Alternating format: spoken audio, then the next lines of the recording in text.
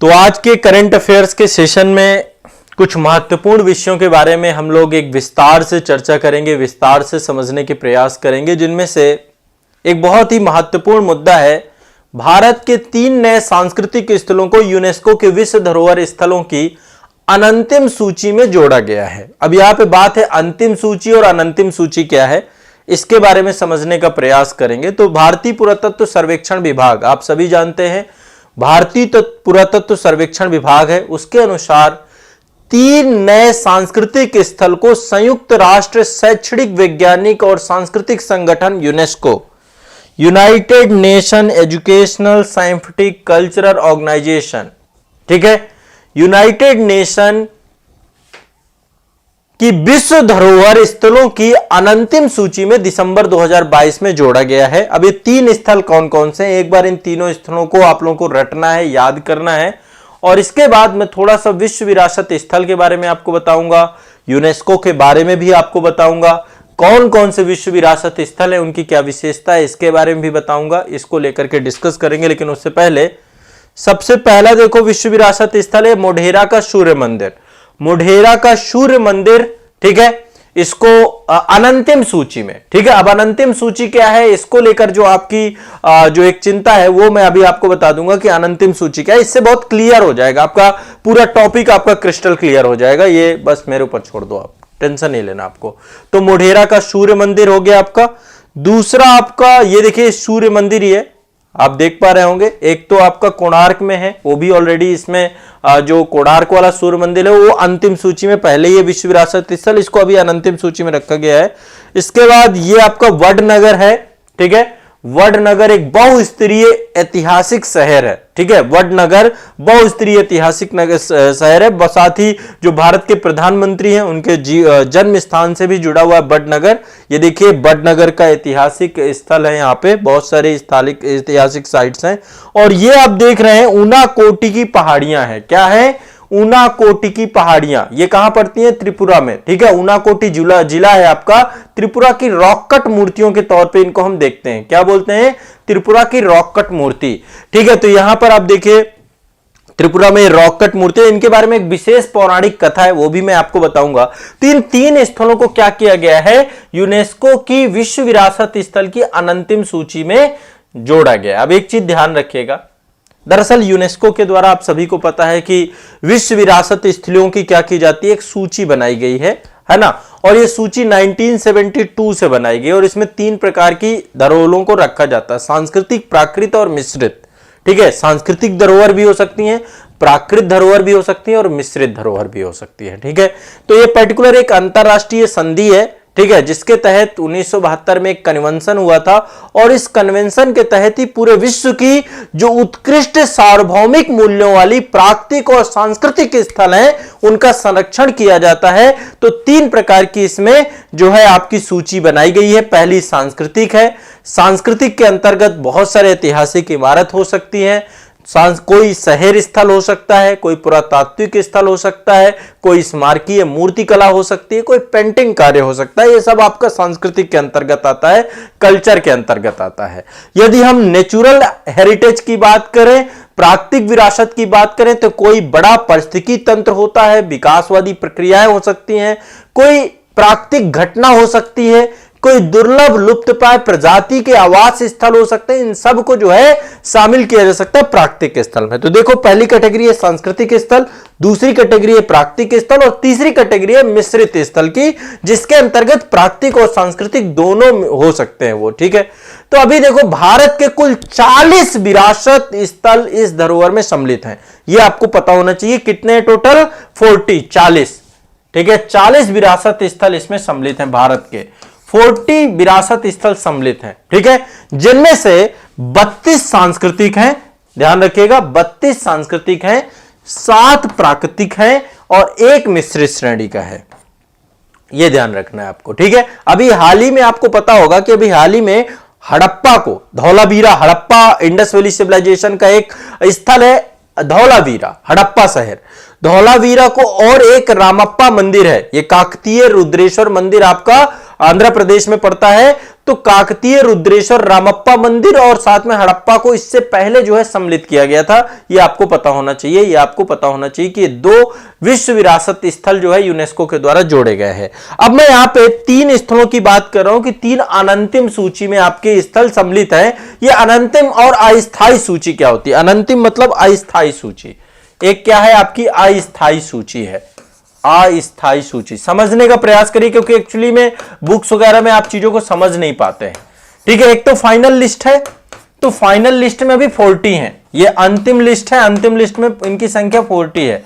अब एक है आपकी अस्थायी सूची, या इसी को अनंतिम सूची कहा जाता है। दरअसल होता क्या है, देखो यूनेस्को क्या करता है कि एक तरीके से जिन को अंतिम सूची में सम्मिलित करना होता है, जिन प्राकृतिक या ऐतिहासिक या सांस्कृतिक स्थलों को यूनेस्को को सम्मिलित करना होता है, उन प्राकृतिक या सांस्कृतिक स्थलों को यूनेस्को क्या करता है,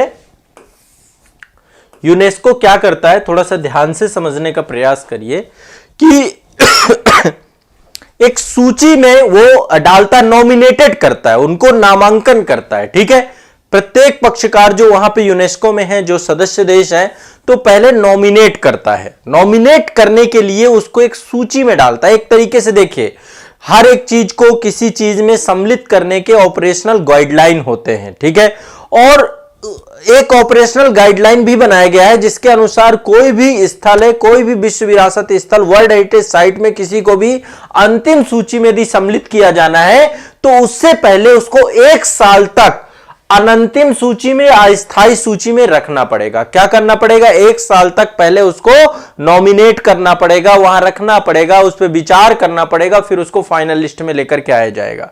ठीक है, तो जब उनका नामांकन हो जाता है, फिर विश्व विरासत केंद्र बनाया गया है, वर्ल्ड हेरिटेज सेंटर बनाया गया है, वहां पर उनको भेज दिया जाता है। यदि भारत की बात करें तो अभी टोटल 52 स्थल इसके कहां पर हैं? अस्थायी सूची में। 40 तो आपके अंतिम सूची में है, 52 अस्थायी सूची में है। ठीक है, ये बहुत रफली डेटा है, थोड़ा सा आपको इसको पता होना चाहिए, बता दिए, इसीलिए मैंने आपको यहां पर डिस्कस कर दिया कि अस्थायी सूची क्या होती है। प्रत्येक स्थल को, जिसको विश्व विरासत स्थल हमें घोषित करना होता है, उसके लिए मैंने आपको बताया कि उसको पहले कहां पे रखा जाता है? अनंतिम सूची में। बाद में वो उसके ऊपर है कि जो है विश्व हेरिटेज सेंटर ही उसको फिर अंतिम सूची में, स्थायी सूची में रखता है। ठीक है, क्लियर है, स्पष्ट है? एक बार कमेंट बॉक्स में जरूर बताना है कि सब चीजें समझ में आ रही हैं, जो चीजें मैं बता रहा हूं। ऐसा तो नहीं केवल मैं ही समझ रहा हूं, आप नहीं समझ पा रहे हो, ये चीज स्पष्ट करते हुए चलिएगा जरूर से जरूर। चलो अब आगे चलते हैं। देखो, पहला है आपका मोढेरा का सूर्य मंदिर। आपको पता है कि ये एक बड़ा जो है आपका देखो, ये सब इंपॉर्टेंट है, चर्चा की चीजें हैं, करंट अफेयर्स में पूछी जाएंगी। इससे पहले धौलावीरा से क्वेश्चन पूछा गया है, रामप्पा मंदिर से पूछा गया, तो क्यों ना इसको डिस्कस कर लें, जब इतनी बड़ी बात है, इतना चर्चा का विषय, आगामी एग्जामों में पूछा जाएगा। ठीक है, तो मोढेरा का सूर्य मंदिर आपका मेहसाणा जिला में पड़ता है। ठीक है, मेहसाणा जिला है आपका, और यहीं पर एक नदी बहती है आपकी, एक जो है नदी है यहाँ पे स्थानीय। गुजरात की बात करें, गुजरात में है मेहसाणा जिला, यहाँ पे एक नदी है जिसका नाम है पुष्पावती। पुष्पावती नदी जो है वहां पे जो है एक क्या नाम है, मोढेरा के पास से बहती है, रूपन नदी की एक सहायक नदी है, तो उसी के किनारे अवस्थित है मोढेरा आपका।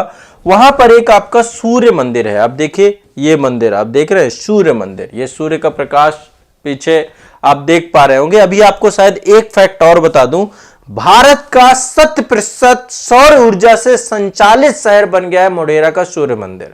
100% सौर ऊर्जा द्वारा संचालित शहर बन चुका है क्या?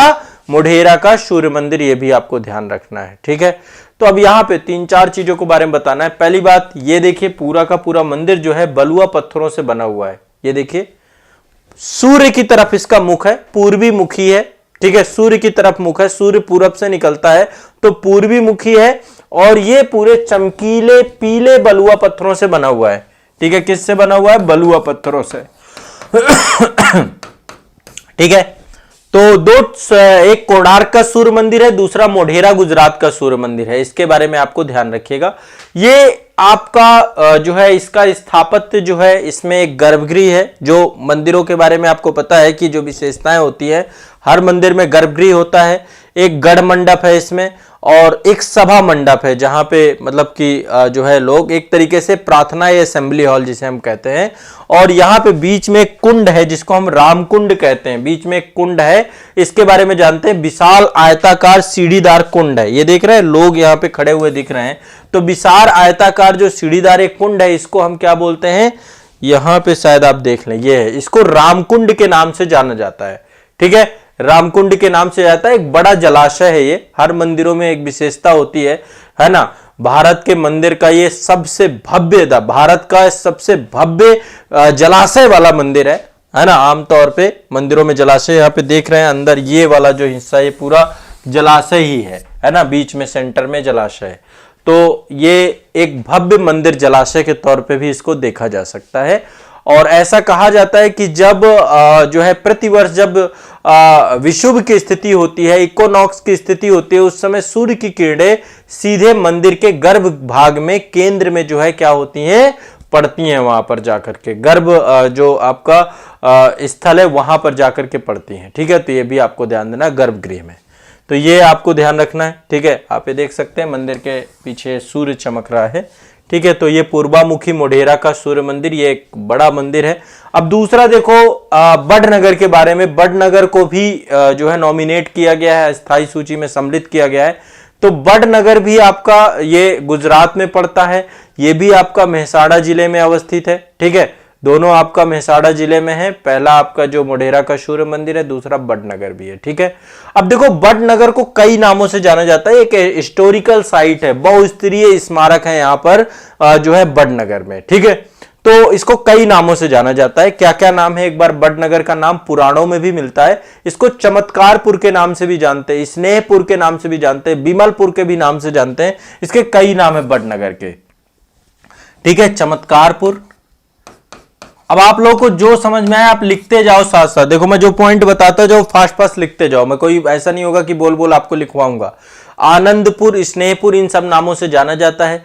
यहां पर बड़े बड़े तोरण द्वार है, ये देखिए इस तरीके के बड़े बड़े तोरण द्वार आपको देखने को मिलेंगे, प्रवेश द्वार टाइप के। तो बड़े बड़े तोरण द्वारों के लिए प्रसिद्ध है ये। ठीक है, ये तोरण द्वार आपके 12वीं शताब्दी में सोलंकी शासकों के द्वारा बनवाए गए थे। जो राजपूत काल में यहाँ पे सोलंकी वंश के शासक थे, उनके द्वारा इनको डेवलप करवाया गया था। तो ये आपको ध्यान रखना है, ये भी आपके बलुआ पत्थर से बने हुए, लाल बलुआ पत्थर से इनका निर्माण किया गया। लगभग 40 फीट लंबे ये आपके। ठीक है, तो ये एक तरीके से ये जो आपके बड़े बड़े स्मारक हैं, ये तोरण द्वार युद्ध और जीत के जश्न पे ये बनवाए जाते थे उस समय पे, तो काफी बड़ी मात्रा में बनाए जाते हैं। ऐसा कहते हैं कि जब ह्वेनसांग आया था भारत पे, ह्वेनसांग के बारे में आपको जानते हैं, 640 एडी में हर्ष के काल पे आया था ह्वेनसांग, हर्ष के दरबार पे रहता था। तो ह्वेनसांग कहते हैं कि बड़नगर का उसने दौरा किया था और उसने अपने यात्रा वृत्तांत, उसका यात्रा वृत्तांत क्या है जो है ह्वेनसांग का, सीयूकी में उसने जो है चर्चा की है। ठीक है, कि यहां पर जो है किस तरीके से चीजें हैं, तो उसके बारे में इसने डिस्कस किया है, चर्चा किया, अपने यात्रा वृत्तांत में चर्चा किया है। और कहते हैं कि 2008-9 के दौरान बड़नगर में बहुत सारे बौद्धिस्ट साइट्स यहां पे मिली हैं। और यहां पे काफी सारे जो है बहुत सारे जो है यहां पे एक विद्यालय है जिसका नाम है Tara Riri performing art college. Badnagar में एक है, जो कि 2 बहनें थीं, एक ताना दूसरा रीरी, उनकी वीरता के सम्मान में इसको बनाया गया है। कहते हैं कि जब अकबर के द्वारा अपने दरबार पे जो है उनको जो है बुलाया गया था, तो उन्होंने अपने रीति रिवाज के इसको खिलाफ माना और उसके कारण से उन्होंने अपने जीवन को समाप्त करना ज्यादा उचित माना, जिसके कारण से ताना और रीरी 2 बहनें जो है यहीं से थीं। ठीक है, अकबर के टाइम पीरियड की घटना है। तो उस दौरान की घटना के दौरान यहां पर इस समय एक आर्ट कॉलेज है जिसका नाम है ताना रीरी परफॉर्मिंग आर्ट कॉलेज। ठीक है, तो 2 ऐतिहासिक जो है बहनें थीं, उनके वीरता के सम्मान में एक कॉलेज का नाम रखा गया है। ठीक है, तो कहते हैं कि ताना और रीरी को अकबर ने अपने दरबार में गाने के लिए बुलाया था, जिसमें इन्होंने इसको अपनी संस्कृति, अपने कल्चर के खिलाफ माना था और अपने प्राणों की आहुति दे दी थी। तो इस कारण से जो है ताना और रीरी के नाम पे ये विद्यालय का नाम भी रखा गया है। ठीक है, तो दूसरी साइट आपकी बड़नगर है। अब देखो तीसरी साइट जो आपकी है वो ऊनाकोटी के पत्थरों की चट्टाने हैं। यहां पे बहुत सारी मूर्तियां, देखो ये आपका ऊनाकोटी कहां है, ये त्रिपुरा में है। कहां पे, ऊनाकोटी जिला ही है, वहीं पर ये पत्थरों की चट्टाने हैं। अब देखिए पत्थरों में सारी चट्टाने बनी हुई हैं, रॉक कट है आपके यहां पे। अब इसको लेकर एक विशेष पौराणिक कहानी भी होती है। देखो ऊनाकोटी का मतलब होता है 1 करोड़ से कम। ठीक है, कितना, 1 करोड़ से कम ऊनाकोटी का मतलब होता है। और कहते हैं यहां पे इतनी ही चट्टानों को काट करके नक्काशियां उपलब्ध हैं। ठीक है, अब इसको लेकर के एक जो कहानी आती है उसके बारे में थोड़ा सा मैं यहां पे डिस्कस करना चाहूंगा। कहते हैं कि भगवान शिव जो है 1 करोड़ देवी देवताओं को लेकर के काशी जा रहे थे। ठीक है, और जब भगवान शिव यहां से गुजर रहे थे तो रात्रि में विश्राम के लिए यहां पर रुके वो। ठीक है, और सभी देवी देवताओं से उन्होंने बात कही कि जब सूर्योदय होगा, सूर्योदय से पहले ही उठ करके वो काशी के लिए प्रस्थान कर जाएंगे। ठीक है, और ऐसा कहा जाता है कि भगवान शिव के अलावा कोई भी देवी देवता सुबह उठा नहीं सूर्योदय से पहले। ऐसे में भगवान शिव ने दूसरी सभी जितने भी देवी देवता थे जो कि उस समय सो रहे थे, तो उनको उन्होंने श्राप दिया, पत्थर की मूर्ति बनने का श्राप दिया और स्वयं काशी के लिए निकल पड़े। आपको पता है काशी में बाबा विश्वनाथ हैं जो भारत के एक प्रमुख ज्योतिर्लिंग के तौर पे हैं। तो ऊनाकोटी में 1 करोड़ से कम पत्थर की मूर्तियां और नक्काशी हैं, इनको भी विश्व विरासत स्थल में से सम्मिलित भी की जानी चाहिए। इतनी बड़ी कहानी है इसके पीछे, तो ये भी आपको ध्यान में रखना चाहिए। इसमें देखो चट्टानों को काटकर नक्काशीदार चित्र बनाए गए हैं और साथ ही पत्थर के भी चित्र यहां पर बने हुए देखे गए हैं। तो यहां पर बहुत सारी मूर्तियां हैं, भगवान शिव की, भगवान गणेश की, ऐसे करके बहुत सारी मूर्तियां आपको देखिए, गणेश जी की मूर्ति है। तो ये देवी देवताओं की मूर्तियां हैं जो कि लगभग 1 करोड़ से कम है। ठीक है, ये भी आपको दिमाग में बैठाना है। क्लियर है, स्पष्ट है? ठीक है, तो यहां पर ऊनाकोटेश्वर काल भैरव का भी जो है एक मूर्ति है। ठीक है, तो इस तरीके से आप यहाँ पे ये भी देखिए, गणेश जी की एक मूर्ति है। तो इस तरीके से यहाँ पे बहुत सारी मूर्तियां बनी हुई है, रॉक कट मूर्तियां बनी हुई है और इसके पीछे एक पौराणिक कहानी है। स्पष्ट है सभी को? तो ऊनाकोटी की इन पत्थर की मूर्तियों के बारे में भी मैं आपको एक जानकारी आपको यहाँ पे दे रहा हूं, इसको भी आपको ध्यान में रखना है। क्लियर है, स्पष्ट है? ठीक है, हर साल जो है यहाँ पे मेला लगता है, प्रतिवर्ष अप्रैल के महीने में आयोजित होता है भव्य मेला अशोकाष्टमी के दिन, और हजारों तीर्थयात्री यहाँ पर पहुंचते हैं। तो कभी त्रिपुरा जाना हो तो ये साइड घूम के आना, अप्रैल के महीने में जाओगे तो मेले का भी आपको, मेले में भी जाके घूम के आ पाओगे, है ना।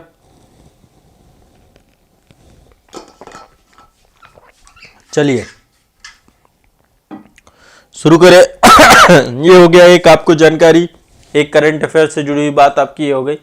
अब दूसरी जो करंट अफेयर्स की टॉपिक है हमारा वो है माफ कीजिएगा, थोड़ा सा खांसी आ रही है। खांसी कभी पूछ के नहीं आती, नहीं तो इसको कभी आने ही ना दे, बिन बुलाए मेहमान है ये। देखिए, ब्लू फ्लैग बीचेस के बारे में आपको पता होगा कि समुद्र तटों को पर्यावरण की दृष्टि से स्वच्छ सुरक्षित बनाने के लिए जो है एक फाउंडेशन है, और ये डेनमार्क का फाउंडेशन है, foundation for environmental education, foundation for environmental education.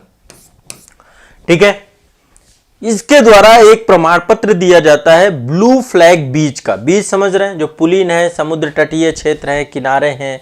ठीक है, तो इसके द्वारा क्या किया जाता है, एक क्या कह सकते हैं कि एक प्रमाणन दिया जाता है, प्रमाण किया है, प्रमाण कि ये ब्लू फ्लैग बीच है। ठीक है, अब इसके लिए इसने कई सारे मानक बना रखे हैं। कोई भी बीच है वो साफ सुथरा कितना है, सार्वजनिक शौचालय है कि नहीं है।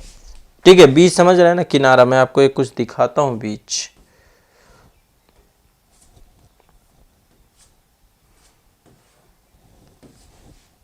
ये जैसे आप देख रहे हैं, ये आप देख रहे हैं, है ना, ये समंदर है। समंदर के किनारे जो है, समंदर दोनों प्रकार के बीच हो सकते हैं, प्राकृतिक और कृत्रिम।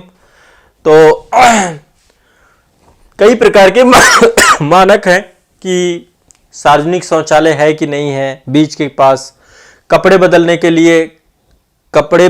लिए कमरा है कि नहीं है, वॉच टावर है कि नहीं है, सौर ऊर्जा प्रबंधन के लिए व्यवस्था है कि नहीं है, बैठने की समुचित व्यवस्था है कि नहीं है, सीसीटीवी लगे हुए हैं, तैरने के लिए सुरक्षित क्षेत्र है कि नहीं है। इन सब के आधार पर यह प्रमाणन दिया जाता है संस्था के द्वारा, ठीक है। और अभी तक भारत के 12 तटों को ब्लू फ्लैग प्रमाणन प्राप्त हो चुका है। कितने को मिल चुका है? 12 समुद्री तटों को। ध्यान रखिएगा, ब्लू फ्लैग प्रमाणन मैंने बताया कि स्वच्छता, पर्यावरण के दृष्टिकोण से, स्वच्छ और सुरक्षित बनाने के दृष्टिकोण से यह दिया जाता है FEE के द्वारा, ठीक है। FEE के द्वारा, फाउंडेशन फॉर एनवायरमेंटल एजुकेशन एक संस्था है, फाउंडेशन फॉर एनवायरमेंटल एजुकेशन, उसके द्वारा दिया जाता है। यह संस्था डेनमार्क में अवस्थित है, ठीक है। तो अभी हाल ही में लक्षद्वीप के 2 बीच हैं, एक का नाम है जो है थुंडी बीच। लक्षद्वीप में एक जगह मिनिकॉय, पहले मिनिकॉय देख लो आप। हाँ, ये देख रहे हैं, ये मिनिकॉय है। ये लक्षद्वीप समूह है, जिनमें से ये वाला आप देख रहे हैं, ये मिनिकॉय आइलैंड है, मिनिकॉय, ठीक है। और यहां पे आप देख रहे हैं, ये है आपका कावारती,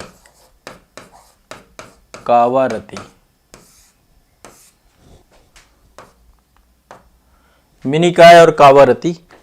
तो बाकी यहां पे देखिए सब आइलैंड है, अमीनी द्वीप समूह है, सारी चीजें। तो यहाँ पे एक जानकारी और मैं आपको बता देता हूं।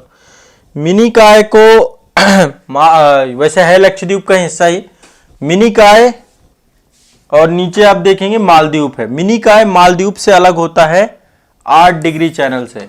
8 डिग्री चैनल मिनिकॉय को मालदीव से अलग करता है, और 9 डिग्री चैनल जो है आपका, वो मिनिकॉय को लक्षद्वीप से अलग करता है, 9 डिग्री चैनल, ठीक है। और 10 डिग्री चैनल अंडमान को निकोबार से अलग करता है। 3 चैनल आपको याद रखना है। 8 डिग्री चैनल मिनिकॉय को मालदीव से, 9 डिग्री चैनल मिनिकॉय को, ठीक है, लक्षद्वीप से। ये रफली थोड़ा सा याद रखिएगा। अब यहाँ पे एक डिस्कशन है, चर्चा है। मिनिकॉय के 2 बीच हैं, ठीक है, 2 बीच हैं मिनिकॉय के अंदर ही, ये 2 बीच हैं। इन 2 बीचों को ब्लू फ्लैग प्रमाणन मिला है। एक देखिए यहाँ पे, देखिए सब कुछ है, ये बीच आपका, ये आप देख रहे हैं, सारी व्यवस्थाएं हैं इस बीच पे, ठीक है, ये सारी व्यवस्थाएं आप देख रहे हैं इस बीच में। तो ये मिनिकॉय का थुंडी बीच है। कौन सा? थुंडी बीच, थुंडी बीच, इसको ब्लू फ्लैग प्रमाणन मिला है, ठीक है। अब ये देखो, ये यूपीएससी तक में क्वेश्चन पूछ रहा था, ब्लू फ्लैग प्रमाणन पूछ ले। जैसे इससे पहले मैंने जो है आपको यूनेस्को के बारे में पूछ ले, यूनेस्को के बारे में मैंने बताया है ना। तो एटलीस्ट आपको पता होना चाहिए थुंडी बीच। और एक और है आपका, जिसका नाम है कदमत बीच। ये है आपका कदमत बीच। कौन सा है ये? कदमत बीच। 2 बीच हैं आपके, ये कदमत बीच है आपका। इसमें भी देखिए बहुत सारी सुविधाएं यहाँ पर, ये पूरे बीच में आप देखेंगे तो आपको उपलब्ध होंगी, जो ब्लू फ्लैग प्रमाणन के लिए जरूरी होती हैं। तो इनको शामिल किया गया है, और इसलिए इनको अब देखिए, जब कभी किसी भी बीच को ब्लू फ्लैग प्रमाणन मिलेगा तो निश्चित तौर पे आपको पता है, एक तो इन्वायरमेंटल दृष्टिकोण से वो सुरक्षित माना जाता है, दूसरा लोगों के लिए क्या होता है ना, विशेष एक आकर्षण का केंद्र बन जाता है, बड़े स्तर पे जो है पर्यटक पहुंचते हैं, है ना। तो इसलिए आप जो है समझते हैं कि यहां पर तो अभी टोटल 12 संख्या हो चुकी है भारत में समुद्र तटों की, ब्लू फ्लैग को लेकर के 12 संख्या हो चुकी है। और इनमें से जो है ये ब्लू फ्लैग प्रमाणन में आप देखेंगे तो पहले बहुत सारे जो है तटों को मिल चुका है। अब इनकी एक बार मैं संख्या बता देता हूं। 2021 में देखो मिली थी कोवलन को, कोवलन आपका है, और पुदुचेरी में ईडन है, 2 को मिली थी 2021 में। एक बार मैं 12 के नाम आपको बताता हूं कि क्या क्या है, ठीक है, ध्यान रखिएगा इस बात को, ठीक है। अब एक तो उड़ीसा में है आपका, मैं एक बार संख्या बताता हूं मैप में।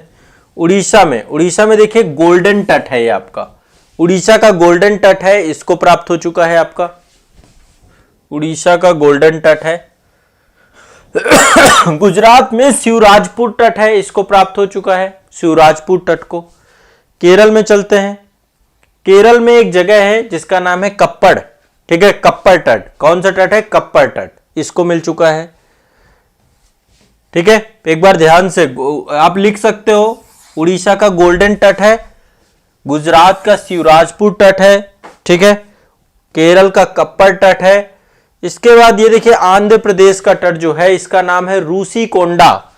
आंध्र प्रदेश का रूसीकोंडा तट है, इसको मिल चुका है। आंध्र प्रदेश का रूसीकोंडा तट है, इसको मिल चुका है। इसके बाद कर्नाटक में आपका है, ये है पादुबिद्री। पादुबिद्री को मिल चुका है।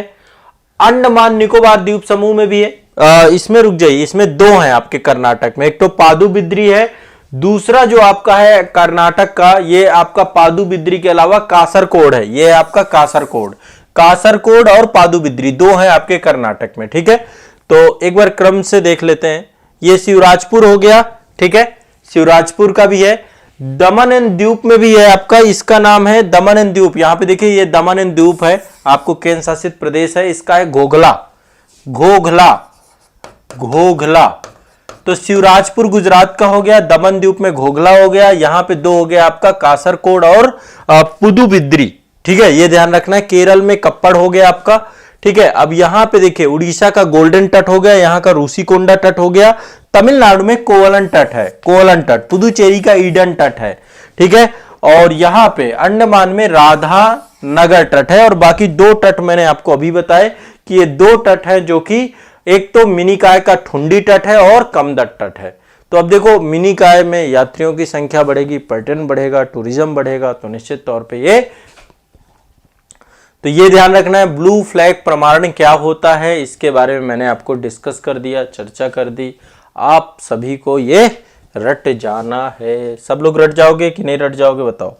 अब देखो ये क्वेश्चन ईवरग्रीन क्वेश्चन है, ईवरग्रीन चीज है, एक ही चीज यहाँ पे फिक्स है। मैंने कहा चर्चा में ले लेते हैं, ये भी बहुत इंपॉर्टेंट टॉपिक है आपका। स्वच्छ सर्वेक्षण 2022 सब जानते हो आप लोग, लेकिन तो थोड़ा बहुत कुछ चीजें आपकी यहाँ पे जानकारी बहुत ज्यादा मैं इनहेंस करूंगा। तो आवास एवं शहरी मामलों का मंत्रालय के द्वारा ये पूरा का पूरा आपका शहरी मामलों का जो मंत्रालय उसके द्वारा जारी किया गया स्वच्छ सर्वेक्षण पुरस्कार अक्टूबर 2022 में जारी किया गया था। ठीक है, कब? 1 अक्टूबर 2022 को जारी किया गया था। और आप सभी जानते हैं कि इसमें एक ही नाम है, जो नाम हमेशा हर बार एक बार चर्चा आता है, मतलब हर बार वही नाम आता है डिस्कशन में, यह है इंदौर, सबसे स्वच्छ शहर। आप सोचिए कि इंदौर वासियों के लिए कितना गर्व की बात है कि हमेशा नंबर 1, सबसे स्वच्छता में नंबर 1 शहर है ये आपका। ठीक है, तो मध्य प्रदेश के इंदौर को एक बार फिर से देश का सबसे स्वच्छ शहर का पुरस्कार दिया गया है। ये 6वीं बार मिला इसको, 6 टाइम पे। जब सबसे पहली बार हुआ था स्वच्छ सर्वेक्षण तब मैसूर को नंबर 1 मिला था, उसके बाद से लगातार आपका इंदौर को ही मिल रहा है, इंदौर ही नंबर 1 पे है। अब देखिए एक चीज ध्यान रखिएगा, यहां पे एक चीज क्लियर करना आपको बहुत जरूरी है। इसको कई श्रेणियों में जो है ये पुरस्कार दिया जाता है। एक दिया जाता है 1 लाख से अधिक जनसंख्या, 1 लाख से अधिक जनसंख्या, ठीक है, 1 लाख से कम जनसंख्या, ठीक है। कुछ शहर ऐसे हैं जिनकी जनसंख्या 1 लाख से ज्यादा है, कुछ शहर ऐसे हैं जिनकी जनसंख्या 1 लाख से कम है। तो जो अधिक जनसंख्या वाले हैं उनमें से नंबर 1 आपका इंदौर है। ठीक है, नंबर 1 इंदौर है। इसके बाद दूसरा और तीसरा स्थान किसका है? दूसरा स्थान सूरत का है, तीसरा स्थान नवी मुंबई का है। यह ध्यान रखिएगा। इंदौर क्रम से टॉप 3 देख लीजिए, 1 लाख से अधिक जनसंख्या वालों का टॉप 3 इंदौर, इंदौर के बाद सूरत, सूरत के बाद है नवी मुंबई, ठीक है। 3 आपको ये याद कर लेने हैं। 1 लाख से कम जनसंख्या वाले शहरों में कौन कौन से हैं? 1 लाख से कम जनसंख्या है जिनकी, वहां पे कौन कौन से हैं? तो महाराष्ट्र का पंचगनी है जो क्षेत्र आपका, महाराष्ट्र का पंचगनी, महाराष्ट्र का पंचगनी ये आपका महाराष्ट्र का है। महाराष्ट्र के पंचगनी को 1 लाख से कम जनसंख्या में पहला स्थान प्राप्त हुआ है। ये शायद आपको नहीं पता हो, नहीं याद हो, इसलिए मैं आपको इसको याद करा रहा हूं। दूसरे नंबर पे छत्तीसगढ़ का एक पड़ता है पाटन, ठीक है, छत्तीसगढ़ में है पाटन, 1 लाख से कम जनसंख्या। महाराष्ट्र ये आपका छत्तीसगढ़ पड़ता है, पंचगनी महाराष्ट्र में पड़ता है। और तीसरे नंबर पे आपका कराड़ एक जगह है, कराड़ भी आपका, ये भी मध्य प्रदेश महाराष्ट्र में ही पड़ता है। तो देखो ये 2 कैटेगरी है। 1 लाख से अधिक जनसंख्या में इंदौर, सूरत, नवी मुंबई, ये याद रखना है। 1 लाख से कम जनसंख्या में पंचगनी, ठीक है, पंचगनी, छत्तीसगढ़ का पाटन और महाराष्ट्र का कराड़ है, इसको स्थान प्राप्त हुआ है, ध्यान रखिएगा। क्लियर है। एक और कैटेगरी है कैंटोनमेंट बोर्ड की, जो छावनी बोर्ड होते हैं उनमें से सबसे स्वच्छ छावनी बोर्ड का पुरस्कार मिला है महाराष्ट्र की देवलाली छावनी बोर्ड को। कैंटोनमेंट एरिया होते हैं, छावनी बोर्ड होते हैं, छावनी बोर्डों में सबसे स्वच्छ छावनी बोर्ड जो पुरस्कार मिला है महाराष्ट्र की देवलाली को मिला है, देवलाली कैंटोनमेंट एरिया को, ठीक है, यह ध्यान रखना है, किसको मिला है, देवलाली, ठीक है। और दूसरे नंबर पे अहमदाबाद व महू को प्राप्त हुआ है, तो ये आपको थोड़ा सा ध्यान रखना है। क्लियर है, स्पष्ट है, ठीक है। इसी प्रकार से एक सर्वश्रेष्ठ गंगा टाउन पुरस्कार मिलता है, तो गंगा टाउन में हरिद्वार है, हरिद्वार नंबर 1 सबसे मतलब स्वच्छ गंगा टाउन में हरिद्वार, फिर बनारस, फिर ऋषिकेश, ठीक है। तो गंगा टाउन का भी पुरस्कार होता है, गंगा टाउन, गंगा मतलब गंगा नदी के किनारे अवस्थित जो है, तो नंबर 1 में हरिद्वार है, फिर आपका वाराणसी है, वाराणसी है, और फिर आपका ऋषिकेश है। ये कुछ अवार्ड हैं, बहुत सारी कैटेगरी होती है किसी भी एक अवार्ड में, ठीक है। तो लेकिन इंदौर के लिए मतलब मानना पड़ेगा, और मैं नहीं चाहता कि इंदौर से ये हाथ कोई छीने, इसलिए इंदौर के लोग जिस तरीके से कचरा मुक्त शहर बना चुके हैं आपस में। एक चीज और बता दे रहा हूं, यहाँ पे कचरा मुक्त शहरों के लिए 2018 से रेटिंग शुरू की गई है, जिसमें से इंदौर को 7 स्टार रेटिंग मिली है। 7 स्टार कचरा मुक्त शहर के तौर पे इंदौर को घोषित किया गया है। कितना? 7 स्टार रेटिंग, ध्यान रखिएगा। इसके अलावा भोपाल को, सूरत को, नवी मुंबई को, मैसूर को, विजयवाड़ा को और तिरुपति को 5 स्टार रेटिंग मिली है। तो रेटिंग भी ध्यान रखिएगा, पहला एकमात्र शहर है जिसको 7 स्टार रेटिंग मिली है कचरा मुक्त शहर को लेकर के, 7 स्टार रेटिंग। और 5 स्टार रेटिंग में कई सारे शहर है, आपका सूरत हो गया, नवी मुंबई हो गया, मैसूर हो गया, विजयवाड़ा आंध्र प्रदेश में, तिरुपति है, भोपाल है, ये सब आपके 5 स्टार रेटिंग वाले शहर है, ठीक है। देखो कोई भी शहर वहां के लोगों से मिलके बनता है। और पहला स्वच्छ सर्वेक्षण 2016 में किया गया था, ठीक है। और जब पहला स्वच्छ सर्वेक्षण किया गया था तब शहरों की संख्या केवल 73 थी, 73 शहरों में स्वच्छ सर्वेक्षण कराया गया था। इस समय शहरों की संख्या 4355 है। 4355 शहरों में नंबर 1 आना इंदौर के लिए बहुत प्राउड की बात है भाई, नो डाउट। तो ये फैक्ट है, ये तथ्य है, सभी ने लिख लिए। एक बार करे बताओ कमेंट में, सबको समझ में आ रहा है? जो मैं पढ़ा रहा हूं सब लिख रहे हैं, सब समझ पा रहे हैं कि नहीं समझ पा रहे हैं? बताओ भाई, कमेंट में बताएं, कमेंट में बताएं सभी लोग।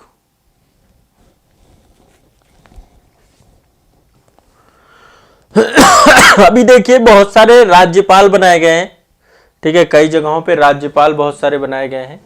तो राज्यपाल महामहिम जो ये राष्ट्रपति के द्वारा जो है राज्यपालों को नियुक्त किया जाता है सेंट्रल गवर्नमेंट के द्वारा, केंद्र सरकार के द्वारा। तो यहां पर देखिए पूरी लिस्ट है कहां कहां पे कौन कौन से राज्यपाल बनाए गए। अभी हाल ही में जो महामहिम राष्ट्रपति द्रौपदी मुर्मू जी हैं उनके द्वारा ये राज्यपाल नियुक्त किए गए हैं।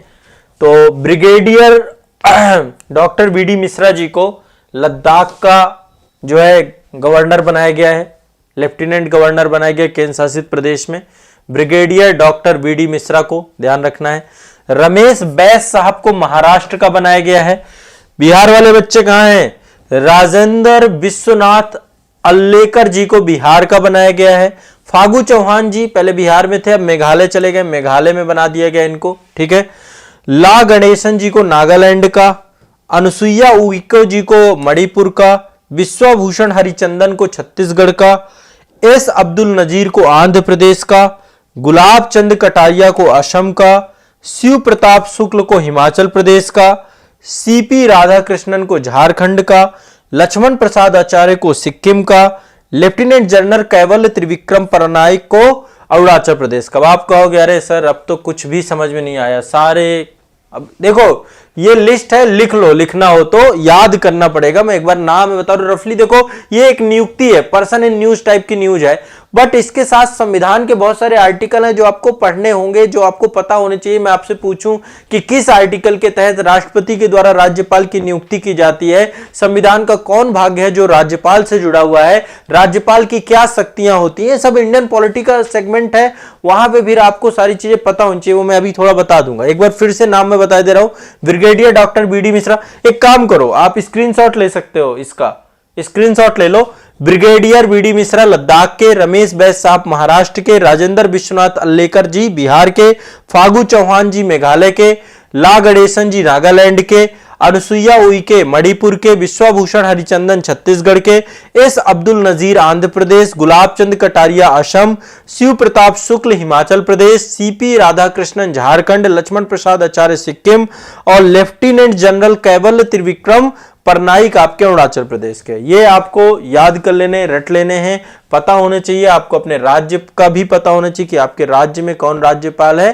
तो देखिए राज्यपाल से संबंधित कुछ आर्टिकल है, मैं आपको एक होमवर्क भी दे रहा हूं, HW भी दे रहा हूं कि आप लोग ये सारे आर्टिकल देखोगे राज्यपाल से जुड़े हुए। अनुच्छेद 153 में राज्यों के राज्यपाल का वर्णन है। अनुच्छेद 154 में राज्य की कार्यपालिका शक्ति इनके पास है। 155 के तहत राज्यपाल की नियुक्ति राष्ट्रपति के साथ की जाती है, ठीक है, राष्ट्रपति के द्वारा की जाती है। 156 में इसका कार्यकाल की बात की गई है, पदावधि की बात की गई, लेकिन राष्ट्रपति के प्रसाद पर्यंत काम करते हैं राज्यपाल, ध्यान रखिएगा। जब भी जरूरत होगी राज्यपाल को हटाया जा सकता है, ठीक है। 197 में राज्यपाल की नियुक्ति के लिए क्या योग्यताएं होनी चाहिए। 158 में राज्यपाल कार्यालय की शर्तें। 159 में राज्यपाल के शपथ या प्रतिज्ञान। 160 में आकस्मिक आवश्यकताओं में राज्यपाल के कार्यों का निर्वहन। 161 में राज्यपाल की क्षमादान और अन्य शक्तियां। 162 में राज्यपाल की कार्यकारी शक्ति का विस्तार। 163 में राज्यपाल को सहायता और सलाह देने के लिए मंत्रिपरिषद। तो ये आर्टिकल रटने हैं आपको। आर्टिकल 153 से लेकर 163 तक है, 10 आर्टिकल है, रट जाने हैं आपको, ठीक है। पता होना चाहिए किस आर्टिकल में कौन है। और राज्यपाल की नियुक्ति 155 के तहत होती है। 156 में उसका कार्यकाल है जो कि प्रसाद पर्यंत है, ठीक है। वैसे आमतौर पे 5 साल की होती है, ठीक है। तो 153 में बोला गया कि प्रत्येक राज्य के एक राज्यपाल होगा। 155 में बोला गया कि राज्य के राज्यपाल को राष्ट्रपति द्वारा उसके हस्ताक्षर और मुहर द्वारा के तहत वारंट द्वारा नियुक्त किया जाएगा। और 156 के तहत राष्ट्रपति के प्रसाद पर्यंत पद धारण करेगा, लेकिन कार्यकाल 5 वर्ष का हो सकता है आमतौर पे। 157-58 में उसकी योग्यता और शर्तें हैं, ठीक है। राज्यपाल बनने के लिए भारत का नागरिक होना चाहिए, 35 साल की आयु पूरी कर लेना चाहिए, संसद या राज्य विधानमंडल का सदस्य नहीं होगा, लाभ के पद पे भी नहीं हो सकता है कोई भी व्यक्ति, ठीक है। राज्यपाल की स्थिति में परिकल्पना एक राजनीतिक प्रमुख के तौर पे की जाती है। राज्य के मंत्रिपरिषद की सलाह पे उसे काम करना होता है, लेकिन इसके विवेकाधीन बहुत सारे अधिकार होते हैं। चलो, तो ये राज्यपाल से जुड़ी हुई जानकारी थी। अगला, अरुणाचल प्रदेश की राजधानी ईटानगर के पास एक डोनी पोलो हवाई अड्डा बनाया गया है। इसका उद्घाटन 19 नवंबर 2022 को किया गया था हमारे प्रधानमंत्री जी के द्वारा। डोनी पोलो हवाई अड्डा, मैंने आपको बताया पीएम गति शक्ति, ये जो हवाई अड्डा बनाए जा रहे हैं, जो ये सड़कें बनाई जा रही हैं, मुंबई दिल्ली इकोनॉमिक कॉरिडोर, बड़े स्तर पे जो भी चीजें बन रही हैं, तो इसकी आधारशिला प्रधानमंत्री जी के द्वारा की गई है। और ये मतलब अरुणाचल प्रदेश के पास एक जगह है होलोंगी एक जगह है, होलोंगी में बनाया जा रहा है। होलोंगी में बनाया जा रहा है। नाम है डोनी पोलो हवाई अड्डा, ईटानगर में, ईटानगर क्षेत्र है। तो ये ग्रीनफील्ड परियोजना है। ग्रीनफील्ड मतलब पूरी तरीके से नए तरीके से इसको बनाया जा रहा है। भारतीय विमानपत्तन प्राधिकरण जो आपकी है AAI, तो केंद्र सरकार और राज्य सरकार के सहयोग से पूरा का पूरा डेवलप किया जा रहा है, विकसित किया जा रहा है।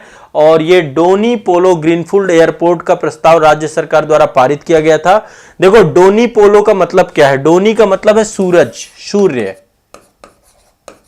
पोलो का मतलब है चंद्रमा, ठीक है, चंद्रमा, ये ध्यान रखिएगा, ठीक है। राज्य के लोगों की एक श्रद्धा है, वहां पे जो जनजातियां निवास करती हैं उनकी एक श्रद्धा है सूर्य और चंद्रमा को लेकर के। तो डोनी और पोलो, सूर्य और चंद्रमा, प्रकृति के प्रति जो लोगों का लगाव है उसको ये दर्शाता है, ये ध्यान रखिएगा, ठीक है।